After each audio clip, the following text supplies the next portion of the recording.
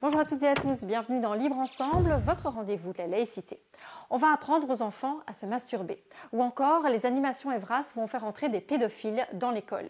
Voici quelques contenus qui ont circulé ces dernières semaines sur les réseaux sociaux à propos de l'Evras, l'éducation à la vie relationnelle, affective et sexuelle. Mais non, ce sont des fake news. On va décrypter dans notre émission aujourd'hui la construction des fake news et en particulier dans le cas de l'Evras avec François Debras, auteur du livre Fake News, désinformation, un enjeu démocratique.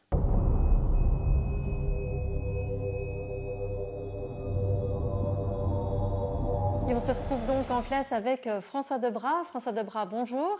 Vous êtes docteur en sciences politiques et sociales, professeur associé à l'Université de Liège, également maître assistant à la Haute École Libre Mosen. Alors, on l'a vu, là, on a donné quelques exemples de fake news qui circulent sur l'Evras. Est-ce que pour vous, on est vraiment dans ce cas-ci, dans de la fake news ou plutôt dans de la false news, comme vous le décrivez aussi dans le livre ? Alors, la langue anglaise apporte une petite subtilité qui n'existe pas en français, c'est de distinguer la false news de la fake news. Une false news est en fait une information erronée. C'est une information fausse que nous avons récupérée, que nous avons lue, que nous avons entendue et que nous mobilisons, soit par manque de vérification, soit par approximation, soit par erreur de notre part. Donc là, on est plutôt dans la false news. À l'inverse, les fake news sont des informations qui se font passer pour ce qu'elles ne sont pas. Une fake news, c'est un faux au sens d'une imitation. On va imiter un article de journal, on va imiter une recherche scientifique, on va imiter un communiqué de presse ou un site internet.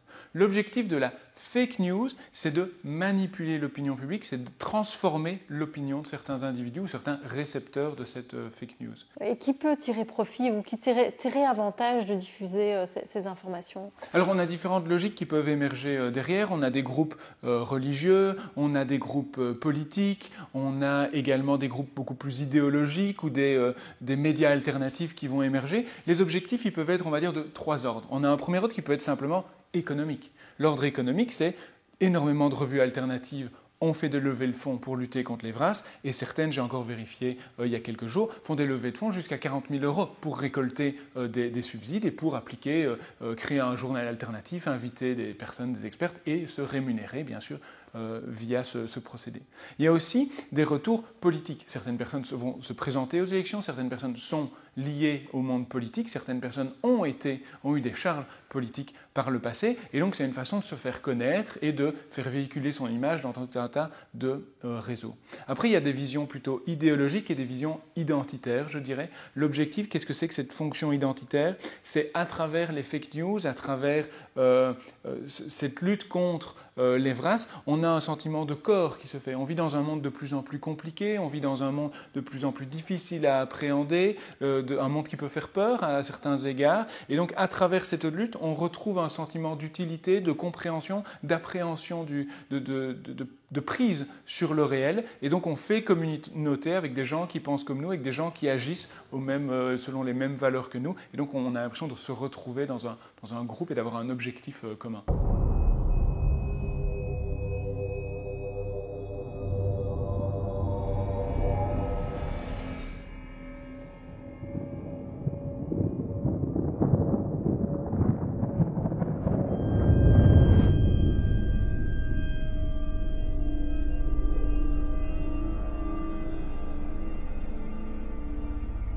Salut tout le monde, j'espère que vous allez bien, que je vous retrouve en pleine forme.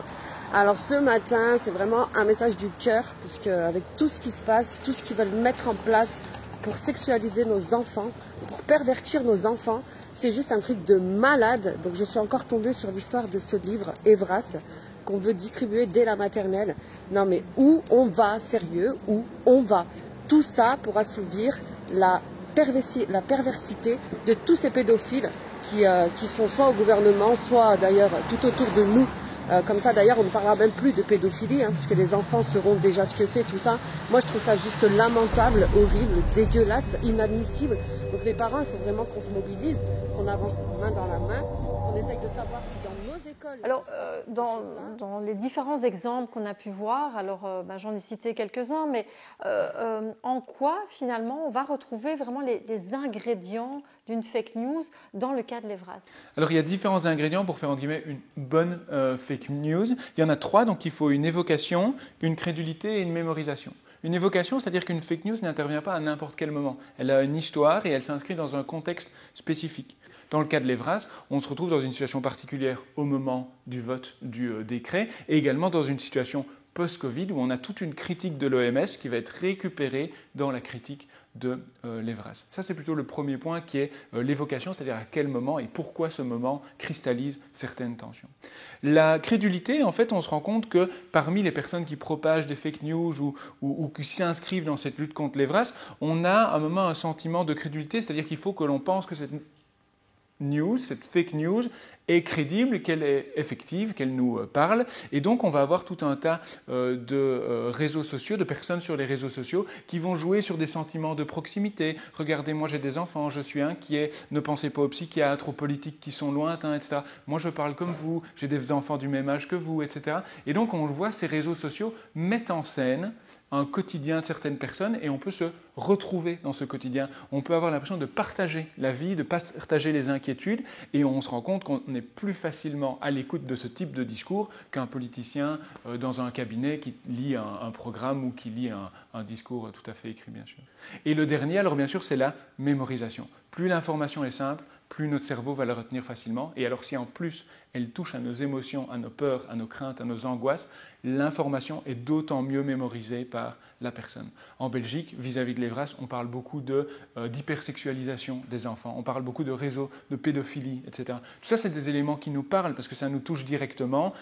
Parler de pédophilie en Belgique, c'est aussi réactiver une conscience ou une mémoire collective tout à fait spécifique. Et alors le thème des enfants est toujours porteur. On a envie de prendre soin de ses enfants, on se sent proche de ses enfants, on a envie de meilleur avenir pour nos enfants. Et donc quand on touche au bien-être de nos enfants, c'est quelque chose qui nous blesse au plus profond de notre cœur, de notre âme, et donc qui nous touche dans cette info qui va rester donc ancrée dans notre mémoire. Ils sont en train d'imposer en ce moment à l'échelle mondiale la sexualisation des enfants. Ça, c'est un projet, donc on voit les documents, ce ne sont pas des choses que j'invente, vous pouvez les vérifier aussi par vous-même. Vous avez l'OMS et l'ONU qui ont une feuille de route, donc on explique par exemple de 0 à 4 ans, on va expliquer la masturbation aux enfants, expliquer pourquoi il faut qu'ils apprennent à toucher leur corps, etc. De 8 à 11 ans, on va leur expliquer la sodomie, on va leur expliquer que la prostitution c'est tout à fait banal, etc. Donc ça, ce sont des choses qui sont en train d'être développées par l'OMS, par l'ONU, qui sont en train d'être appliquées dans le monde entier à tous les systèmes éducatifs. Ça, c'est aux États-Unis, en Angleterre, en Allemagne. Et là, c'est en train de venir en France et c'est notamment en train de venir à la rentrée. Moi, j'ai quelqu'un qui m'a dit il y a 2 jours que apparemment, il y a des circulaires qui commencent à arriver pour la rentrée prochaine pour relayer ce programme-là et même multiplier les heures d'éducation sexuelle qui vont être dévolues aux enfants parce qu'ils trouvent que ça ne va pas encore assez loin. Et est-ce que tout le monde est susceptible de se faire avoir par des fake news de façon générale? Alors ici, on parle de l'Evras, mais est-ce que tout le monde est susceptible? Oui, moi je pense qu'il faut quitter cette vision où d'un côté il y aurait des individus rationnels en blouse blanche qui ne croiraient qu'en la science et de l'autre côté il y aurait des individus fous furieux, complètement hystériques qui ne croient en rien et qui vivent dans leur cave en ayant peur des nanoparticules. Pas du tout. Les fake news en fait, comme je viens de le dire, elles touchent à certaines de nos faiblesses à la fois émotionnelles mais aussi à certains biais cognitifs. Notre cerveau c'est peut-être une machine incroyable à calculer mais il a énormément de faiblesses. Par exemple, la fainéantise. Notre cerveau fonctionne avec des stéréotypes, notre cerveau fonctionne avec des raccourcis de pensée. Les fake news jouent là-dessus. Elles jouent avec notre cerveau, elles jouent avec nos émotions. Et donc, tout un chacun, on est capable, à certains moments, on peut faire attention, on peut vérifier les sources, on peut approfondir une question, mais tout un chacun, on est capable d'être rattrapé par nos émotions, rattrapé par nos croyances personnelles. On a tous des croyances qui sont dues à notre éducation, à nos parents, à nos amis, à nos proches, et qui construisent en fait notre identité. Et si on touche ces croyances, notre vision du monde ou nos réflexes sont en situation de détresse ou de faiblesse et les fake news jouent énormément là-dessus. Donc oui, on est tous susceptibles de croire une fake news ou d'être confrontés à une fake news et de ne pas l'identifier comme telle. Okay. En tout cas, j'encourage tous nos spectateurs à lire ce livre qui s'appelle donc Fake News, désinformation, un enjeu démocratique, publié aux éditions Espace de Liberté, donc dans la collection Liberté, j'écris ton nom. Et on voit hein, effectivement que ce cas de l'Evras, dans quand on lit votre livre, on se dit mais oui, là on est dedans. On voit qu'il y a vraiment des ingrédients et des techniques d'argumentation qui ont été utilisées dans ce cas-ci. Merci beaucoup François Debras, merci à vous de nous avoir suivis et à très bientôt pour un nouveau rendez-vous de la laïcité.